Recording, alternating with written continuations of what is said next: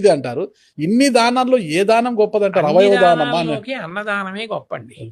ఎందుకనంటే అన్నదానం ప్రాణదానం. అన్నం లేకపోతే చచ్చిపోతాడు. ఆ సమయానికి మీరు అన్నం పెడితే ఇంకో రోజు బతుకుతాడు. కాబట్టి మీరు ఆయుర్దాయం ఇచ్చారా లేదా?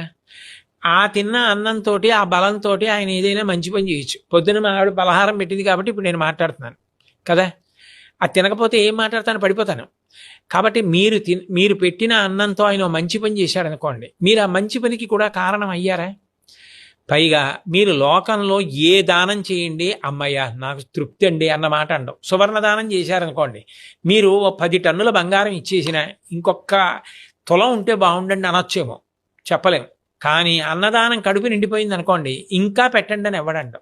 ఇంకొద్దమ్మా చాలండి బ్రేవుమని త్రేయించి సంతోషంగా వెళ్ళిపోతాడు. ఉత్తర క్షణం సంతోషం కలుగుతుంది.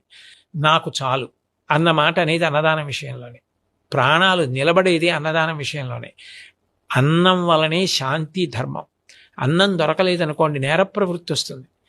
అన్నం దొరికిందనుకోండి వాడికి ఆకలి తీరితే వాడు నేను కూడా ఇలా 10 మందికి పెట్టేవాళ్ళ బతకాలనుకుంటాడు. అందుకే పూర్వం అన్నదాన సత్రాలు పెట్టి బాటసారులకి వాళ్ళకి అన్నం పెట్టి నేర ప్రవృత్తి పెరగకుండా చూసేవారు. ఇప్పుడు మా ప్రాంతంలో రాజ్యంలో కాశిరెడ్డి నాయన అనేది నిత్య అన్నదాన సత్రాలు ఎక్కడి వెళ్ళినా ఇరవై కూడా వాళ్ళు ఎక్కడ ఏ టైంలో వెళ్ళినా కూడా భోజనాలు పెడుతూనే ఉంటారు. ఇక్కడ డొక్కా సీతమ్మ గారు, డొక్కా సీతమ్మ గారు, వాళ్ళందరూ అంతే.